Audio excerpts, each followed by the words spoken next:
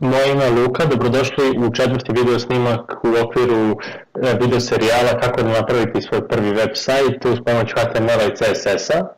U ovom video snimku naučit ćemo kako se prave hiperlinkovi. Prvo, šta je hiperlink? Hiperlink je određeni tekst koji kad se klikne vodi vas na drugu stranicu vašeg sajta ili na neki totalno drugi sajt, ili možemo otvoriti neki file i slične stvari raditi.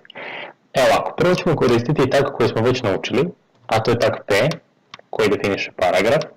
Moramo ga zatvoriti, ok. I recimo napišemo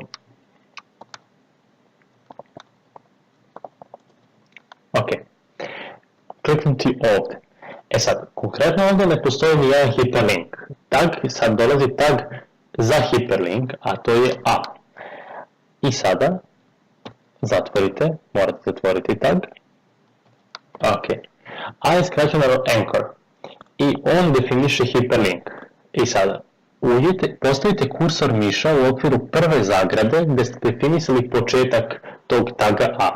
I napravite space, odnosno razmak, napišete href, ok, jednako, otvorene navodnike, i u okviru tih navodnika stavit ćete link nekog drugog sajta na koji će vas voditi taj klik sa vašeg sajta. Sad ćete to razumjeti. Evo recimo odemo na YouTube i kopiramo link sa YouTube-a i stavimo u okviru tih navodnika.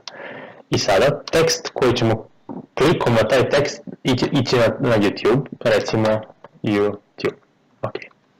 I sada, znači, taj tekst koji će nas voditi, odnosno biti hiperlinkovan, morat ćemo da stavimo između otvorenog i zatvorenog taga A. I sada odemo na naš sajt da vidite kako to izgleda do sada. Refresh.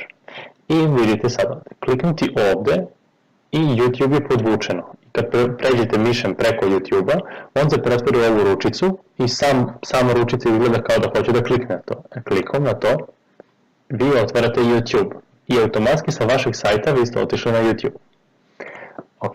E sad da pređemo još jednom kroz source code, da biste bolje razumeli, ako vam je to zbunjujuće. Znači, mi smo definisali paragraf i u okviru tog paragrafa mi smo stavili ovako, prvu rečenicu kliknuti ovdje. I to je ovo kliknuti ovdje bez ikakve funkcije, samo običan tekst. Da napravimo razmak čisto da bude malo prikladnije. I onda smo počeli taj tag za hiperlink. On se naziva A i u okviru prve zagrade gdje smo definisali A napisali smo href jednako, otvoreni navodnici i zatvoreni navodnici. I u okviru tih navodnika mi smo kopirali link YouTube-a. To znači samo da kad klikom na ovaj tekst YouTube, koji smo stavili između otvorenih i zatvorenih tagova za A, on će otići na taj link koji smo tu stavili. I sada, to bi bilo to. Recimo, ne znam, ako želite da kreirate vaš website od više stranica, vi možete konkretno napisati ime fajla koji će biti pokrenut kada kliknete na taj, recimo, tekst YouTube. Ne znam, recimo, jedini fajl koji imamo jeste index.html. Ok, to je ovaj fajl u kome se trenutno radi.